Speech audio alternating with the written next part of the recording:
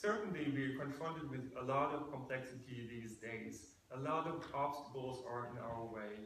There's a lot of inefficiency, overregulation. So things have to change also because it's too expensive. We can't pay for the system any longer.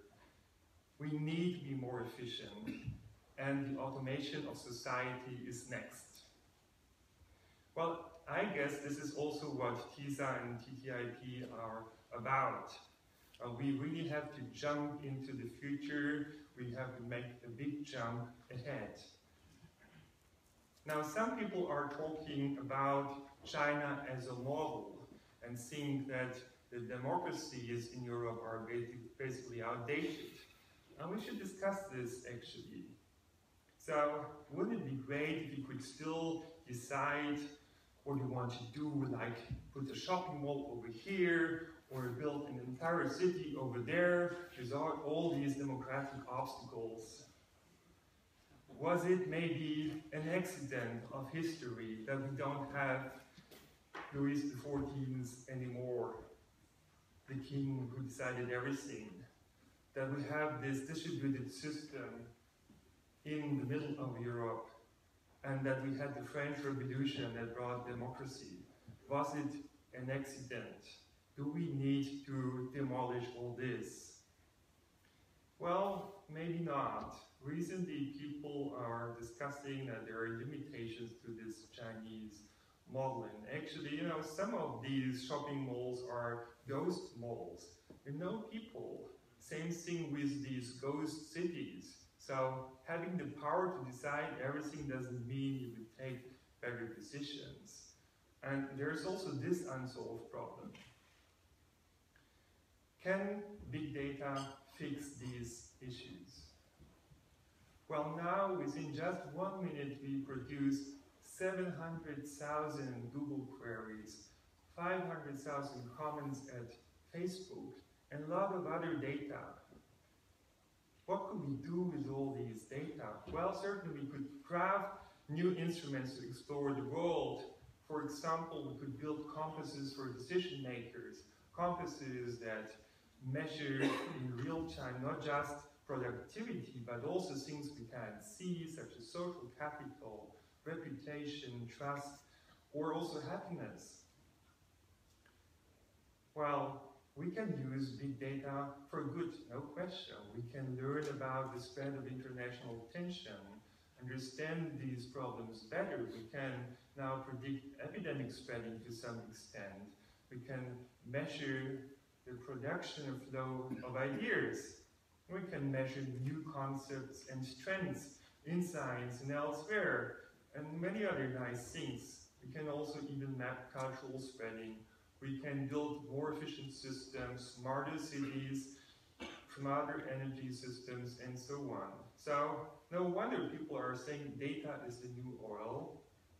And actually, this is a great opportunity for an area like Europe where we don't have so many natural resources.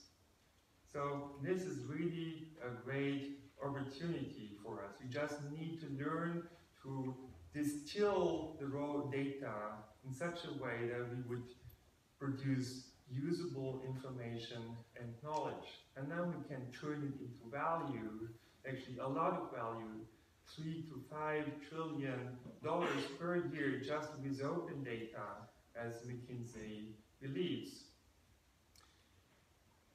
Now let's go a little bit fast forward.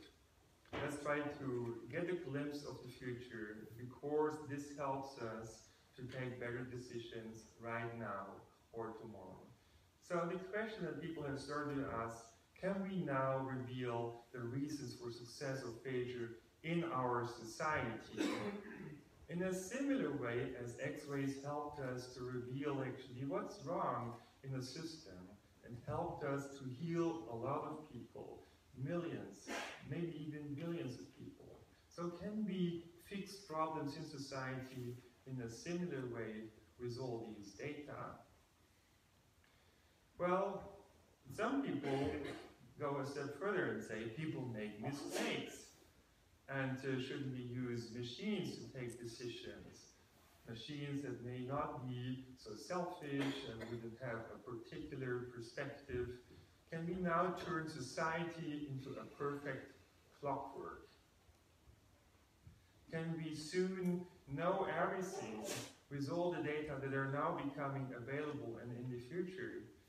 Could we even create a crystal ball that tells us what's happening in the world right now in any place, or even predict the future? And could we use all this data to decide and act like a wise king? So just assume you were the president of a country or the chancellor of a country.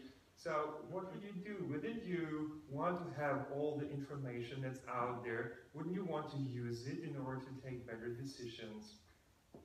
And of course, we need a lot of power to make sure that the decisions that you've taken would also be implemented. But as you know, knowledge is power. So the question is, if we know everything, would we have all the power in the world? Well, we would need something like a magic wand that's basically allowing us to do what's needed. And this would require to manipulate people's choices. And in fact, maybe that's possible through personalized information, theoretically speaking, or maybe not even theoretically speaking. In fact, now people are discussing about nudging, about soft paternalism, which is exactly about making people take certain kinds of decisions. And so there are persuasive technologies, and these technologies are being tested already. In fact, one could ask, are we or will we be remotely controlled? And maybe this is actually already happening, because this is exactly what personalized advertisement is about, to make you buy some stuff that you would otherwise not buy. So the very same technology would be used potentially by politics too. However, if one company or one institution decides how we see the world, then that can cause communication failure. We're living already in filter bubbles because we get this personalized information, and in the United States we see that's producing communication failures. Republicans and Democrats can't talk to each other anymore. They're using different words to talk about the same kinds of subjects. How could you find a compromise under such kind of conditions? Moreover, if you're influencing people's decisions, this is undermining the wisdom of crowds. And this is a principle that's underlying our democracy. And not only this, financial markets too. So if we do this, we would need to have a better approach. Otherwise, that would be very dangerous. And so the question is, can we replace the wisdom of crowds by artificial super intelligence? And in fact, there's a lot of discussion about super intelligence these days, and you could just read on the news that China wants to build a Chinese brain project, and this is exactly about using all the data that the Chinese search engine Baidu is producing in order to run deep learning algorithms and learn about every single person and how they take decisions. So on the long run, the question would be, why should we have elections at all? If basically this super brain would know how everyone thinks and feels. And in fact, already now, our political preferences are not secret anymore. Google or Facebook would know pretty well what party we would vote for. So then the question is this just science fiction, is it fantasy, or would this be feasible? And perhaps, because the digital revolution is on its way, and in about 10 years' time, some people think 25, other people think 5 years' time, we'll have computer networks that will reach brain power. Well, there's another point where it says computers would outperform all the brains of people in the world. I don't buy this, but some people believe this is going to happen too. We are already in a situation where robots become more and more capable and sophisticated. This one can play table tennis much better than I can. And robots now can learn. They may soon multiply, we build other robots, they might even evolve, that means build better robots than they are themselves. And it doesn't need human help anymore, or it will not need for a long time. We know that already for a long time, machines have been now performing the best chess players. They haven't taken over the world because they're only cost effective in narrow situations. But they're the old kind of automation. This is the new kind. Meet Baxter. Unlike these things which require skilled operators and technicians and millions of dollars, Baxter has vision and can learn what you want him to do by watching you do it. And he costs less than the average annual salary of a human worker. Unlike his older brothers, he isn't pre-programmed for one specific job. He can do whatever work is within the reach of his arms. Baxter is what might be thought of as a general-purpose robot, and general purpose is a big deal. Think computers. They too started out as highly custom and highly expensive, but when cheap-ish general-purpose computers appeared, they quickly became vital to everything. Okay, that's pretty bad news for us, actually. Now, computers are also better drivers. Now, humans produce a lot of accidents every year. And not only Google is producing these self-driving cars that would probably be superior. We know that they're better in certain game shows even. I'm talking here about IBM cognitive computing will be featured by the next talk too. And IBM Watson will also support doctors because all that literature that's now available can be read by no single medical doctor. So we more and more need machines to help us. And so artificial intelligence and cognitive computing will for sure transform our society. We'll start with intelligent machines being our tools, but then soon they will be smarter and they will be our partners, and then eventually they will be smarter than us, and they will coach us in order to do a good job, and maybe one day they will be our bosses. And in fact, it's not ridiculous. There are already experiments, and these experiments say that people seem even to prefer a robot over a boss, a human boss. That's interesting, right? So the creation of an artificial superintelligence might actually be possible. And as we are in a global competition, if other countries do it, should we do it too? Even if we would have to sacrifice our privacy for it. And, well, actually there's a lot of data collection going on, we know this, so we've been critical about it. Should we change our mind about this? Well, with all this data, in fact, we can predict human behavior pretty much. There's even a company called Recorded Future, which predicts what you will do tomorrow or in a week from now, based on your habits, on your behaviors, on your social network, and so on. But there are also critical voices. And Elon Musk, for example, of Tesla Motors, has recently said that super intelligence could be one of the biggest existential threats for humanity. Now, when people were raising these issues 3 years ago, I found that very ridiculous, but now there are more and more of these voices. Stephen Hawking, too, or Bill Gates. Now, these are people you would think know what they're talking about. But there are other issues that we should worry about, which are dangers for democracy. Even though, you could debate, is democracy still a model for the future? But we should debate about these things. And if we build powerful tools, then we should keep in mind that they would also enable serious misuse. Because criminals would like to have this tool. Terrorists would like to use it. Extremists would like to use it. And sooner or later it might happen because cybercrime is exploding. It's now costing us $3 trillion a year. And that's not the end. And we know that basically there are companies that have been hacked, a lot of them, and there are companies who just don't know it yet, as somebody said at the World Economic Forum.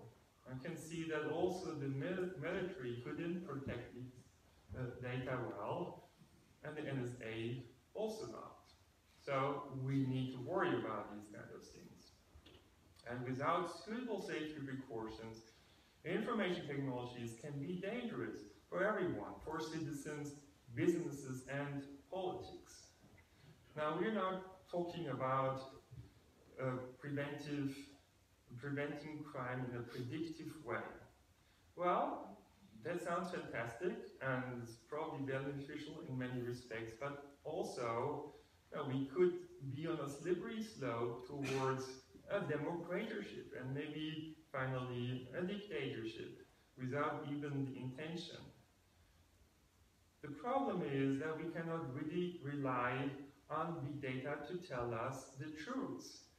We would see patterns which are not there as we see patterns in the sky.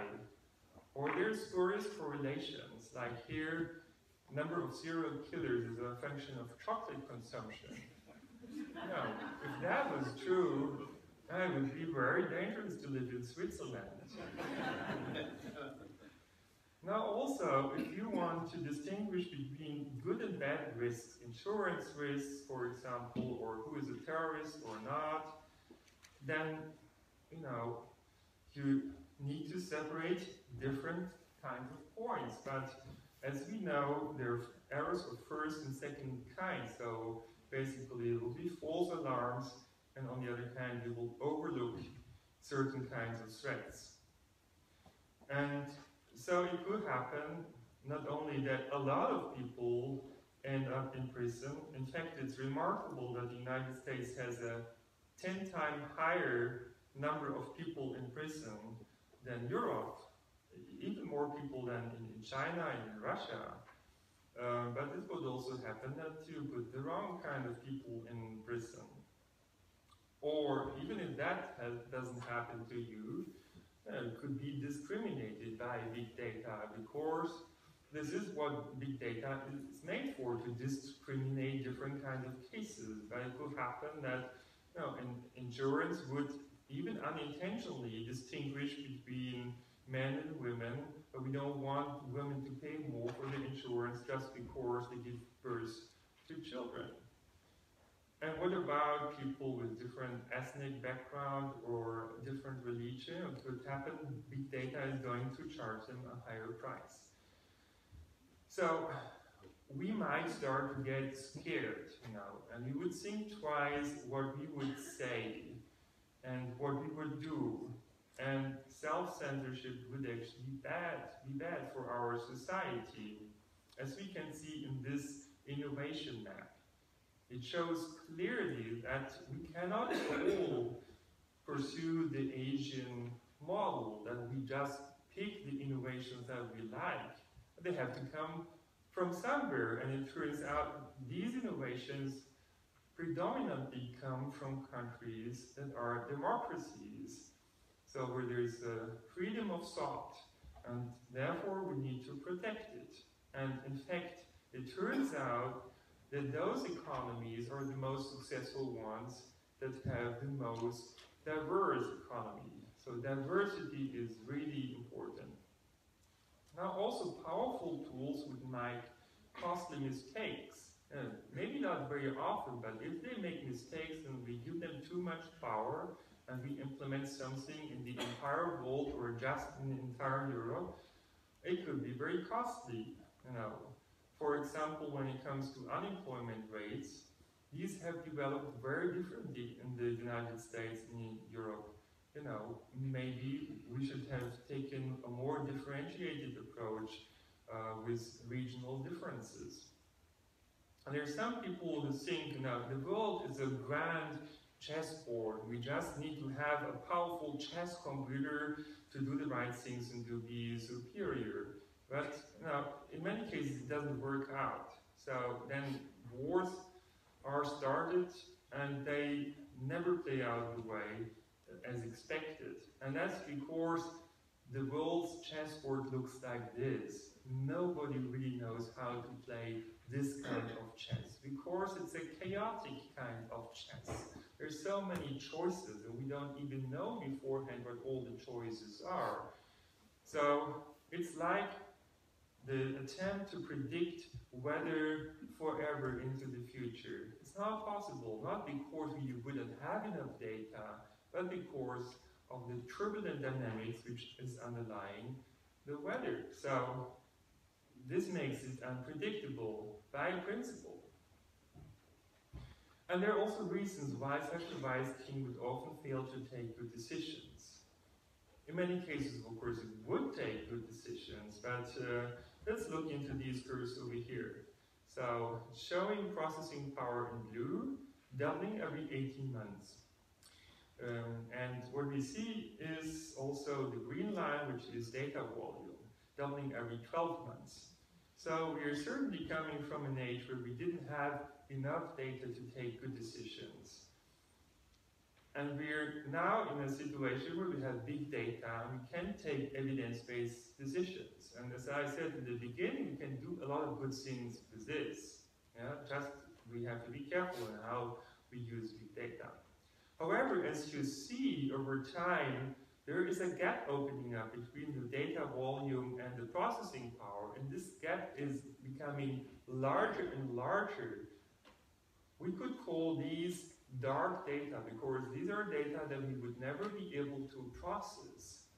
There are more data that we can process, so we have to decide which data we would process. And that creates a flashlight effect. That means we see certain kinds of things, but at the same time we're not paying attention to other things. We don't recognize them actually. And so it happened that while we were focusing on fighting terrorism in the aftermath of September 11, we didn't pay attention to the financial crisis that was coming up. And while we were focusing on the financial crisis, we didn't notice that the Arab Spring was about to come.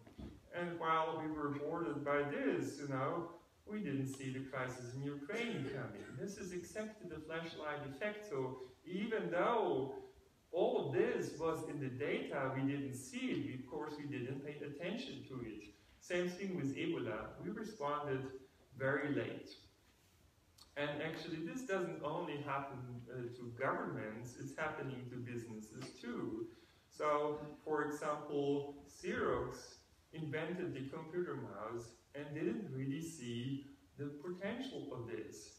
They also invented Windows, and again, they didn't see the great potential. MP3, when it was invented, again, the economic potential was not seen. And also, for text messaging, the same thing happened. So, sometimes you even have all the value and potential in your hands, and you don't notice that this is just a super potential.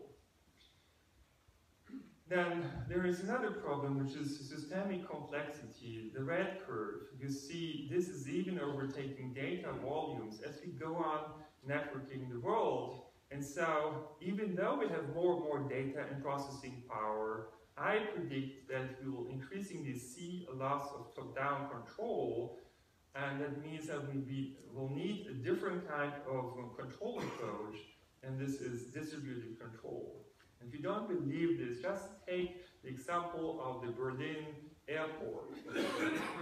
For years, we're trying to fix it, and it's just basically the fire protection system that doesn't work as it should. It took years to fix it. It's still not fixed because it's just too complex. And finally, the solution is that they will implement a distributed system. So I think this is very interesting. Now, there's this other issue. Even if you would have this super intelligence, the digital revolution, at the same time is undermining the basis of today's economy and societal institutions. So everything is going to change. Now, everything, every little thing. the way we go shopping, the way we do research and educate, the way we move with self-driving cars, the way we transport with drones, the way we produce with 3D printers, and so on. Politics, the economy, financial business, everything will change, including war. So I'm very excited about the opportunities. I'm also concerned about the problems. The problem here is that every area in blue on this map is somewhere where services are over 80% of employment. What are services? These are services. These are also the exact things that computers have just learned how to do. So, 80% of the world's employment in the developed world is stuff that computers have just learned how to do. What does that mean? Well, it'll be fine. It'll be replaced by other jobs. For example, there'll be more jobs for data scientists. Well, not really. It doesn't take data scientists very long to build these things. For example, these 4 algorithms were all built by the same guy. So if you think, oh, it's all happened before, we've seen the results in the past of when new things come along and they get replaced by new jobs, what are these new jobs going to be? It's very hard for us to estimate this because human performance grows at this gradual rate. But we now have a system, deep learning, that we know actually grows in capability exponentially.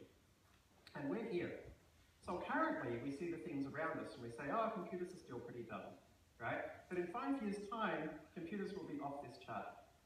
So we need to be starting to think about this capability right now. We have seen this once before, of course. In the Industrial Revolution, we saw a step change in capability thanks to engines. The thing is, though, that after a while, things flattened out. There was social disruption, but once engines were used to generate power in all the situations, things really settled down. The machine learning revolution is going to be very different to the industrial revolution. Because the machine learning revolution, it never settles down. The better computers get at intellectual activities, the more they can build better computers to be better at intellectual capabilities. However, when I often tell people about the situation, people can be quite dismissive. Well, computers can't really think, they don't emote, they don't understand poetry, we don't really understand how they work. So what? Computers right now can do the things that humans spend most of their time being paid to do.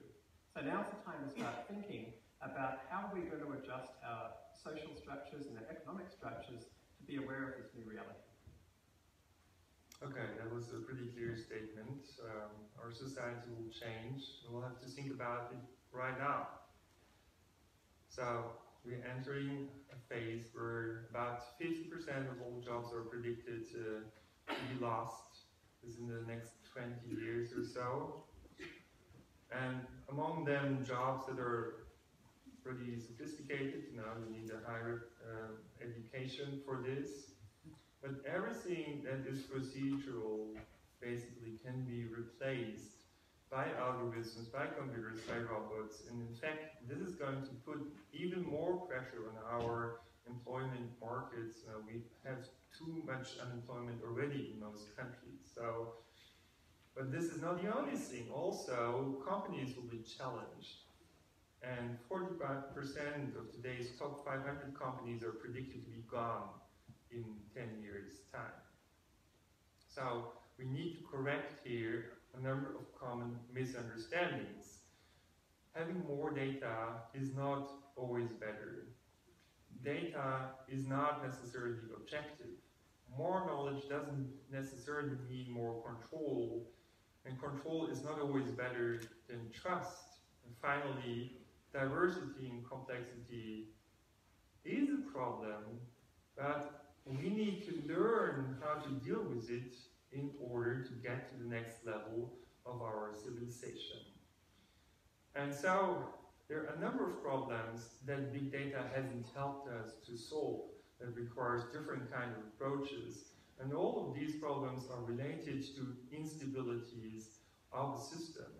So, for example, crowd disasters, or traffic jams, or unstable supply chains, booms and recessions, the breakdown of cooperation as globalization goes on, unstable social dynamics and the spreading of crime, occurrence of conflict, revolutions, all of that's related with unstable systems.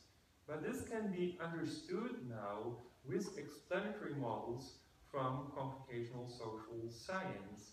And with data that is now becoming available, we can actually check these models, we can improve them, and they can help us also to make statements about situations that haven't yet occurred, so machine learning could help. The problem behind many of these issues are cascade effects. The local perturbation is often enough to mess up the entire system.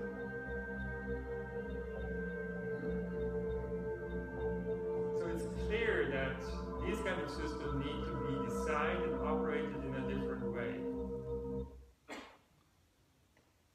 This, of course, was a toy experiment, but there are real-life systems which experience these kind of problems, such as blackouts and electrical power grid, or also bankruptcy cascades if we've seen them in the aftermath of the financial crisis.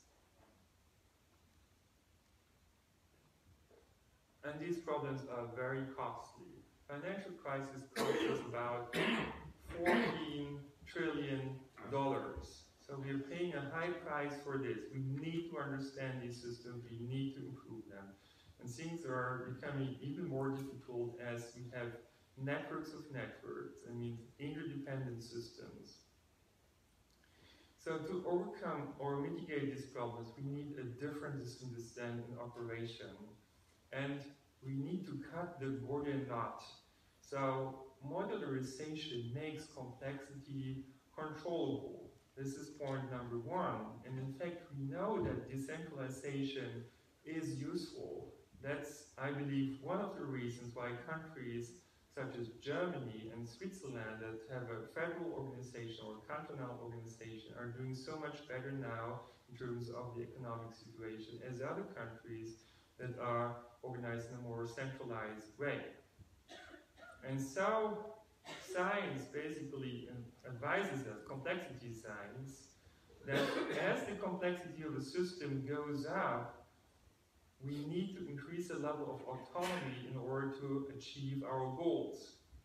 But I'd like to add here also that more autonomy also requires more responsibility, and more power requires more transparency.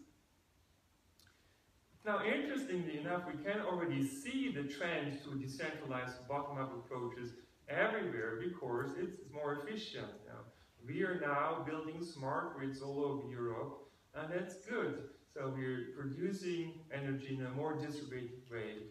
We see suddenly Bitcoin coming up, and we see peer-to-peer lending, which was not important before, but is gaining momentum. We also see robot swarms. We see that besides traffic centers, we have more decentralized strategies such as car-to-car communication. We suddenly see taxi stands challenged by Uber. We see Airbnb. And we see a sharing economy emerging. So something is happening here, and apparently now that must have a reason. What I'd like to add here is that together we can build a more resilient and smarter society too. All of these trends go towards more participation. And I've organized a hackathon in San Francisco about earthquake resilience some time back.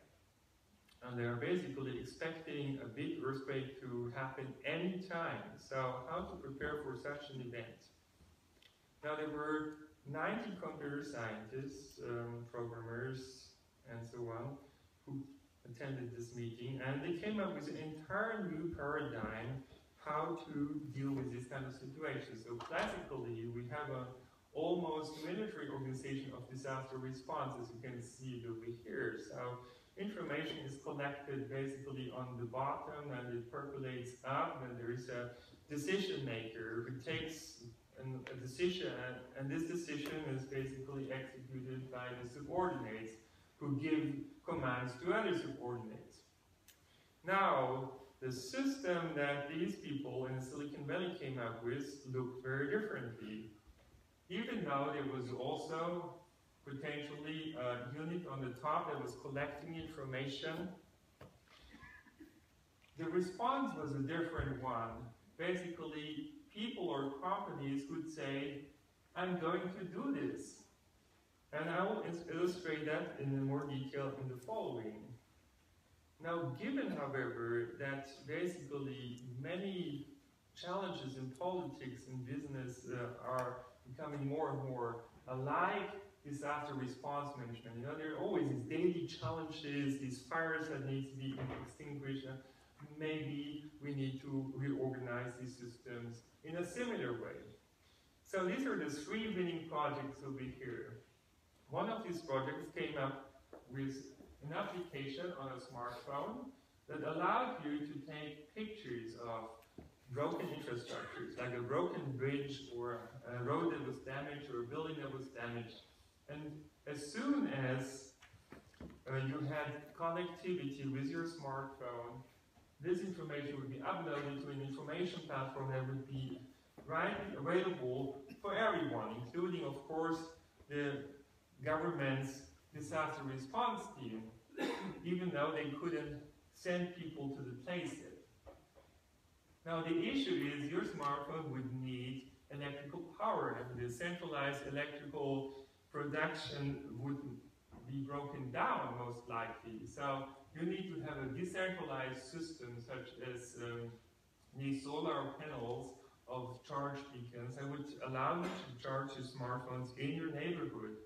At the same time, you would meet your neighbors, you could talk about the situation, you would come up with a response strategy. And Helping Hands was another smartphone app that allowed people to say, I need help, I need water, I need support for my grandfather or for my kid or whatsoever. And other people in the neighborhood could say, okay, this is what I can do for you. So I would match basically need and support with each other.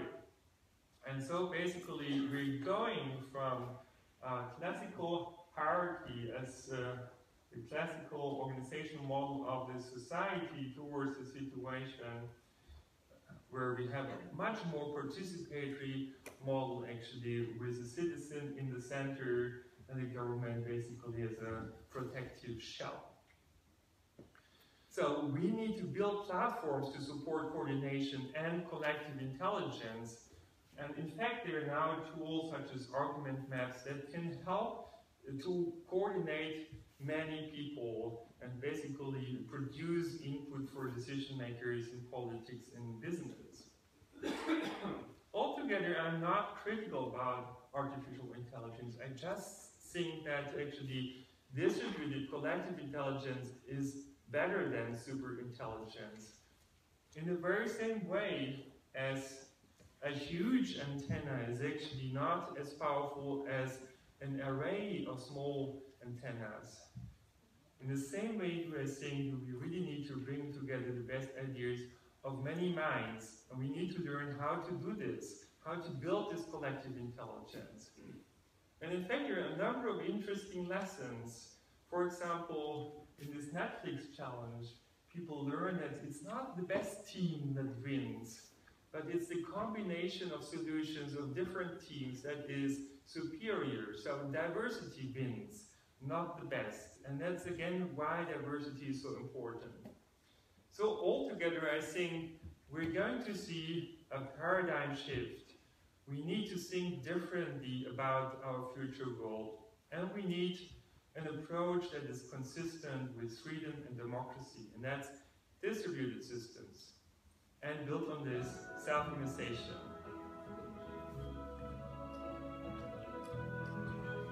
So we're really fascinated by phenomena such as these flocks of birds or beehives. And this is so inspiring, and actually it has been inspiring people since a long time. 300 years back, people have said, couldn't our society work like a beehive? In fact, bees have a queen, but the queen only lays eggs. She doesn't give commands to all the other bees, and still it's a perfectly organized society. And other people, such as Adam Smith, then came up with similar ideas, such as the invisible hand. Well, that's a nice idea, but on the other hand, we know that the invisible hand doesn't always work. It's not always there. Self-organization by itself is not necessarily producing a good outcome. As pollution shows, or climate change, or overfishing. So we cannot trust in the invisible hand to be there. But now, 300 years after its invention, we can finally make the invisible hand work.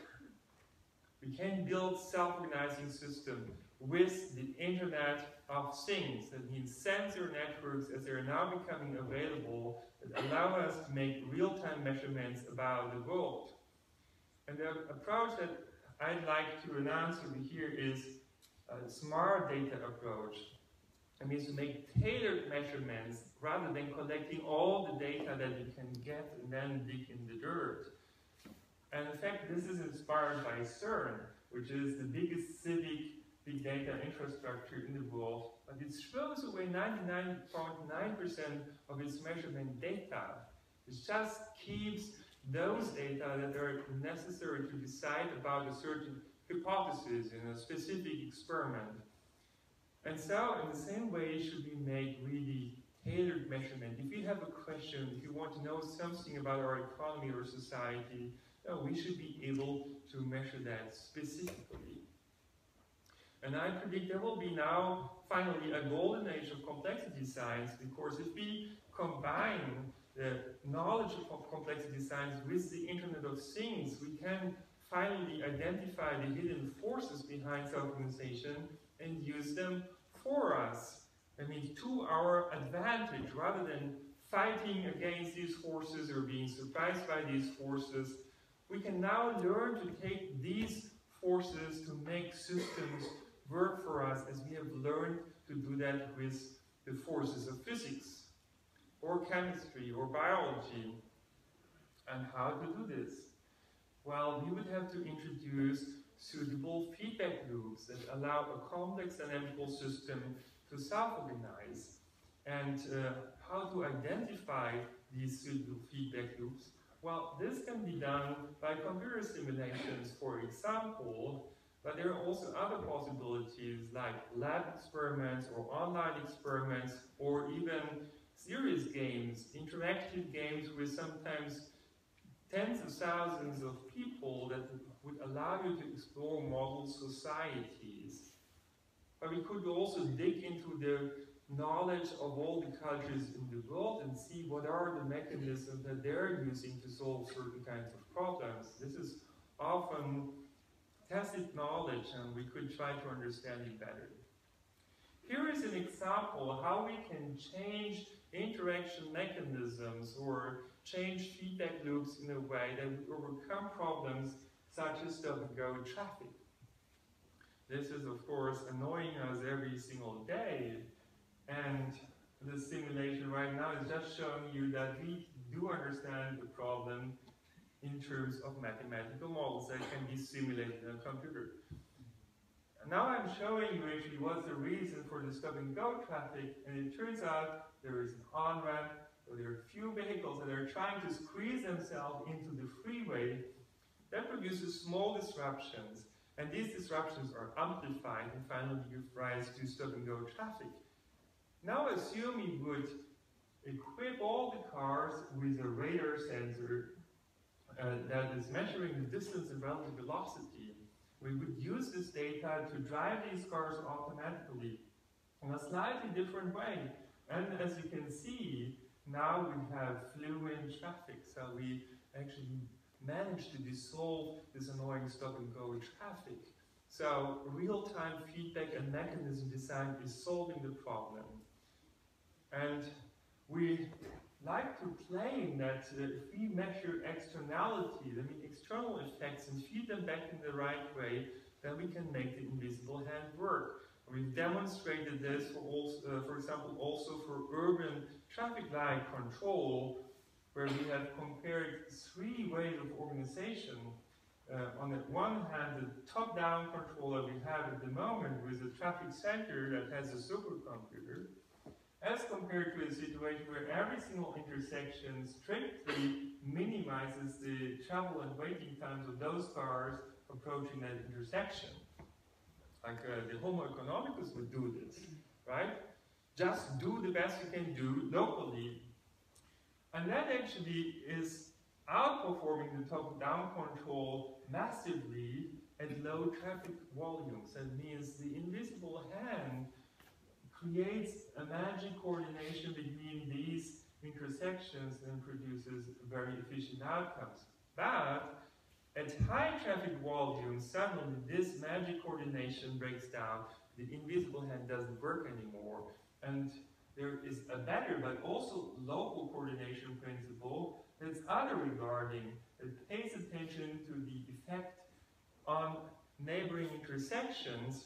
And so basically, whenever a queue grows too long, we would clear the vehicle queue before we go back to the minimization of travel times again. And that is outperforming all the other two principles. So there is a distributed control approach based on local information and real-time feedback. It's much better, massively better than what we have today. And here's just one example. Now, in the meantime, this principle has also been implemented at a number of traffic lights in Dresden, and it's really working in a very impressive way. So we have a complete paradigm shift away from top-down control towards bottom-up self-organization in systems that have a certain level of complexity. That means distributed control can outperform centralized control if just the complexity in the system is big enough. Now the exciting question is, could we also build assistance systems for cooperation? I mean, for social and economic systems. And could we do that in a bottom-up way too? And in fact, reputation systems are one such example. They're actually helping everyone to get a better service, a trustable service, better quality, and those who offer these services can take a higher price, so it's good for both sides actually. Now, in order for these self-organizing systems to work well, we need to have sufficiently many control variables, and that's why we need to have a multidimensional incentive and value exchange system, not just a one-dimensional money system as today. No, this is the main reason, I believe, why our financial system is failing again and again and again, because it's not suited for the kind of control we're expecting it to do. Just think of the production of chemicals or a medical drug. If you wanted to control this with one single variable, it would be impossible. No, you need to be able to control the pressure, the temperature, and the concentrations of many different substances to get what you want. Same thing with our body. We couldn't just live on water. No, we need to have a lot of nutrients, we need to have vitamins of all kinds, we need minerals, and they cannot be replaced for each other. So it's very important to have this multidimensional incentive and value exchange system for our complex systems to work well in the future. And we could go even a step further by coming up with digital assistants that would help us and give us advice in all sorts of situations that we might run into. Basically protect us from situations where we might be exploited, or that would be lossful or painful, and help us to detect profitable interactions and support us in engaging in these interactions. Interactions that we might otherwise not have engaged in and even overlooked. But there's a lot of hidden potential in interactions among us. We just don't know what we should engage into. So information systems, digital assistants would help us, and actually IBM is working on such systems too, cognitive assistants, as they call them. So I'm coming to my end by saying we should support decision-making in a decentralized way and awareness by building suitable information systems. And we can do this actually. One of these systems is called the planetary nervous system. And I suggest to build the Internet of Things as a citizen web. Why this? Because if one company or one institution would put sensors in our environment everywhere, 20 sensors per person, now we couldn't say a single word, we couldn't do a single step without this being recorded. Now, I personally would find that really scary. And so I believe citizens should build this Internet of Things and manage it so they would have control and they could trust the system. And we could actually do that. It's not even expensive. All it takes is you and your smartphone, and could buy some other sensors too.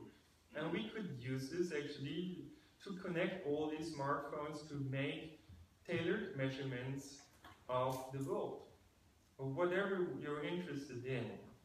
Because every smartphone has about 15 sensors in it. And can measure acceleration, can measure noise, luminosity, and all sorts of things. So here's an example measurement of acceleration data. What could we do with it? Well, for example, we could use it to warn people from earthquakes. If a single smartphone is vibrating like this, I might be mountain biking. But if all our smartphones are doing this, this is suspicious, So we could basically conclude this must be an earthquake or another threat. So we could trigger actually an alarm to all our friends, family members, all the people in our contact list, and give them some extra seconds to get into a safe place. Now the interesting point here is, for this we don't have to spy on you. We would average over many smartphones, so we're not interested in what you're doing specifically. We would do collective measurements because that's what we need most of the time. And we definitely need a system that we can trust. How to build such a system? Well, it's very important to give you control over the information flows. If you thought your smartphone would spy on you, you wouldn't like it very much, I guess. So we allow you to decide yourself which of those sensors you would open, and you would decide whether you use these data flows just for yourself or whether you would be willing to share these data flows. Moreover, in perspective, you want to have something like an open data store, and so the idea is that whoever would produce some personal data about you, intentionally or accidentally, these data would end up in a data mailbox, this data store, and there you could administer your data. So you could decide to share, for example, your shopping data with companies, or your medical data with your doctor, or your social data with your friends, or whatever. You are in control. You can also say, I don't want to share my data at all. So wouldn't it be great to have such a system now? Let's do this together. Create a participatory information system, something like an open real-time data stream, an open data Wikipedia. And the success principle would be to give and take. And the same thing, not just with data, but also with source codes to do the measurements. So you can download these source codes, you could modify them, adapt them to what you want to do, and you could give it back to others. So that would basically grow a powerful information and innovation ecosystem. The more people participate and modify and contribute, the more becomes possible. So this is going to activate the full bandwidth of our society, which is really of strategic and competitive importance. And with a micropayment system on top, everyone could establish an own business. So there are the new jobs that you will need, It will make you independent. You will need data to come up with your products and services, and you could collaborate with others. So let's create new opportunities for everyone.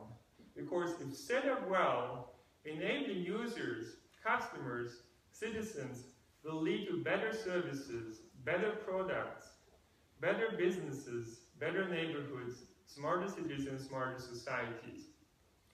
And we can also even create new value from data. Bitcoin has shown it to us. You can really come up with value from almost nothing. You can turn bits into gold. In fact, Bitcoin was more expensive, more valuable than gold sometimes. So this is amazing, and we have to become aware that money is nothing else than a coordination mechanism. And we could come up with better coordination mechanism than the one that we have today. And I think this is needed. So how do you do data business? Well, it's not like you would put this gold into a treasury, into a data bank and try to keep it for yourself and lock it, as you would do it with real material gold. For a number of reasons, because it turns out data is a perishable good. A lot of the data you might have might be outdated. Nobody is interested in this really anymore. It's like cold coffee. You would think you're rich, but in fact, it's not really valuable and useful anymore. So I believe data will not be valuable for long, because we have this explosion of data. Every year we're producing as much data as in all the years before. In the entire history of humankind, data will be cheap. And we see that already with Spotify. So we'll make money basically with distilling information and knowledge from data, not with the data themselves.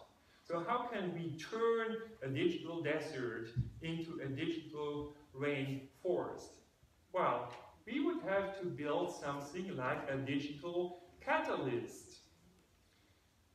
And in fact, it's very important to recognize that information is not a zero-sum game.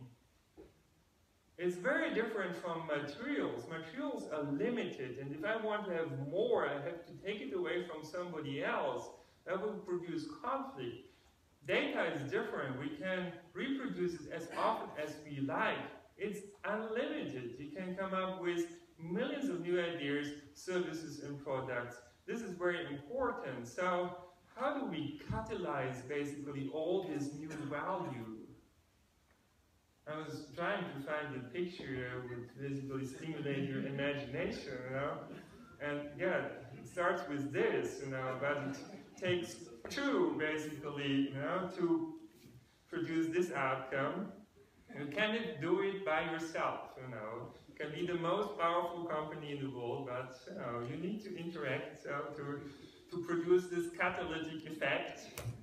And yeah, what I'm illustrating here is kind of the Fibonacci principle, but in fact, we're talking here about exponential innovation as compared to the linear innovation that a classical business would do.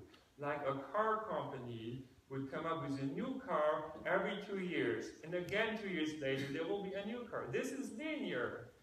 But if we start to exchange data and algorithms in a tricky way, then we can actually produce this information ecosystem that will benefit everyone. So, summarizing, the following core principles I see for the economy 4.0 and a smart digital society. We need to build this participatory information system that I call the parent nervous system, or just nervous net. But we need to consider externalities, and we need to have a multidimensional finance system. Further on, we need to have social information technology or a digital assistant to help us to make the best out of all the situations that we are running into, and we need to build collective intelligence. All of this can be done in a distributed way, and I think this is important for a number of reasons, including security reasons. And I firmly believe those countries implementing these new organizational principles first will be leading in the 21st century. And finally, everything comes together. So We'll have massively increased efficiency. We'll have self-organizing, self-improving systems. My proposal is based on the principle of democracy and participation. It allows for individual autonomy of decision-making, free entrepreneurship in markets, but considering externalities, and therefore it would be other regarding, and it would also take care of environmental issues and support cooperation. Thank you very much.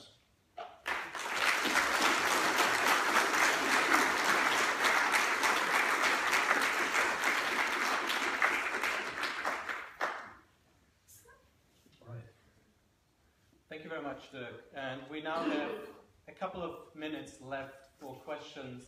I believe we have Dirk on the panel later this afternoon as well, so let's take a couple of questions now and then a few others later.